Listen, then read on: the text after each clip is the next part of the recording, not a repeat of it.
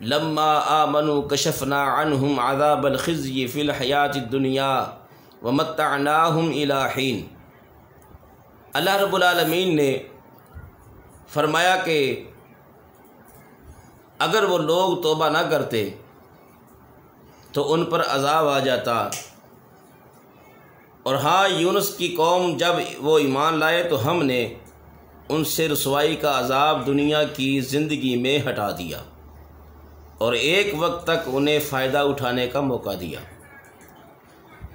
مطلب یہ کہ جب کسی قوم پر عذاب آ جاتا ہے تو عذاب آ جانے کے بعد ایمان لانا مفید نہیں ہوتا، مگر حضرت یونس علیہ السلام کی قوم پر عذاب کی بدلیاں آ جانے کے بعد بھی جب وہ لوگ ایمان لائے تو ان سے عذاب اٹھا لیا گیا۔ یعنی جب عذاب آ جائے تو پھر اس کے بعد توبہ قبول نہیں ہوتی، جس طرح کہ فرعون نے توبہ کی تھی لیکن قبول نہ ہوئی، تو سوال کیا گیا کہ یونس علیہ السلام کی قوم نے بھی توبہ کی، وہ کی قبول ہو گئی، اس میں فرق کیا ہے؟ فرق یہ ہے کہ فرعون نے سارا عذاب دیکھ کر پھر توبہ کی تھی، اس لیے اس کی توبہ قبول نہ ہوئی۔ تو حضرت یونس علیہ السلام کی قوم نے عذاب آنے سے پہلے جو آثار تھے ان اثرات کو دیکھ کر، ان نشانیوں کو دیکھ کر ان لوگوں نے توبہ کی۔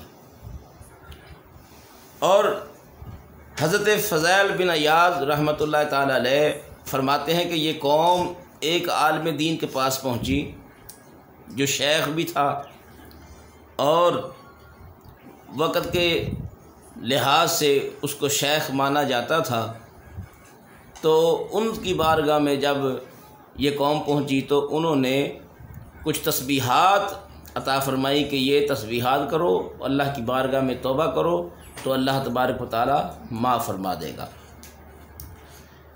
دوستان محترم، حضرت یونس علیہ السلام کچھ عرصہ بعد اس بستی کے قریب آئے۔ اس بستی میں جب اس کے قریب آ کر انہوں نے دیکھا کہ عذاب آیا نہیں، لوگ آباد ہیں، تو کسی نے کہا کہ آپ اس شہر میں جائیے، تو آپ نے فرمایا کہ اگر میں شہر میں جاؤں گا وہ لوگ مجھے جھوٹا سمجھ کر قتل کر دیں گے۔ تو حضرت یونس علیہ السلام وہاں سے چل نکلے، آپ تشریف لے گئے۔ تو حضرت یونس علیہ السلام نے ایک کشتی پر سوار ہوئے اور آپ نے کشتی پر سفر کرنا شروع کیا۔ یہ کشتی سمندر میں کھڑی ہو گئی، یعنی اس کے درمیان میں پہنچی تو کھڑی ہو گئی، اور ان لوگوں کا کہنا یہ ہے کہ جب کوئی کشتی راستے میں کھڑی ہو جاتی ہے تو اس کی وجہ یہ ہوتی ہے کہ کوئی غلام بھاگا ہوا ہوتا ہے۔ اگر کوئی غلام بھاگا ہوا ہو تو یہ کشتی رک جاتی ہے۔ تو پھر ان لوگوں نے قرہ اندازی کی، جب قرہ ڈالا تو حضرت یونس علیہ السلام کا نام آیا، تو ان لوگوں نے حضرت یونس علیہ السلام کو سمندر میں پھینک دیا۔ جو ہی آپ سمندر میں تشریف لے گئے، ایک مچھلی آئی، اس نے حضرت یونس علیہ السلام کو نگل لیا۔ تو حضرت یونس علیہ السلام مچھلی کے پیٹ میں چلے گئے اور بالکل اندھیرا تھا، آپ مقید ہو گئے، مگر اسی حالت میں آپ نے آیت کریمہ پڑھنا شروع کیا، لا الہ الا انت سبحانک انی کنت من الظالمین۔ یہ وظیفہ پڑھنا شروع کیا تو اس کی برکت سے اللہ تعالیٰ نے آپ کو اس اندھیری کوٹھڑی سے نجات دی اور مچھلی نے کنارے پر آ کر آپ کو اگل دیا۔ اس وقت آپ بہت ہی نحیف و کمزور ہو چکے تھے۔ خدا کی شان کے اس جگہ کدو کی ایک بیل لگی ہوئی تھی، اور روایت میں آتا ہے کہ آپ کے آنے کی وجہ سے وہ کدو کی بیل اگ گئی۔ تو حضرت یونس علیہ السلام اس کے سائے میں آرام کرتے رہے۔ پھر جب آپ میں کچھ توانائی آ گئی چلنے کے قابل ہو گئے تو حضرت یونس علیہ السلام اپنی قوم میں تشریف لے گئے، اور سب لوگ انتہائی محبت و احترام کے ساتھ پیش آ کر آپ پر ایمان لائے۔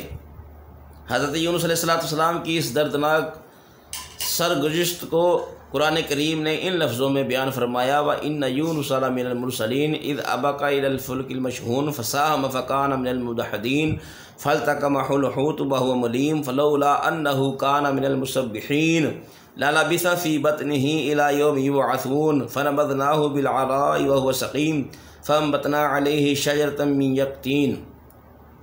اور بے شک یونس پیغمبروں میں سے ہیں، جب کہ وہ بھری کشتی کی طرف نکل گئے تو کرہ ڈالا گیا، تو وہ دریا میں دھکیل دیے گئے، پھر انہیں مچھلی نے نگل لیا، اور اب وہ اپنے آپ کو ملامت کرتے تھے، تو وہ اگر تسبیح کرنے والے نہ ہوتے تو ضرور اس کے پیٹ میں رہتے جس دن تک لوگ اٹھائے جائیں گے۔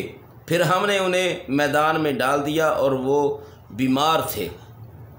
دوستان محترم، حضرت یونس علیہ السلام پھر اپنی قوم میں آئے تو اس قوم نے آپ پر ایمان لا کر اپنی زندگی بسر کرنا شروع کی۔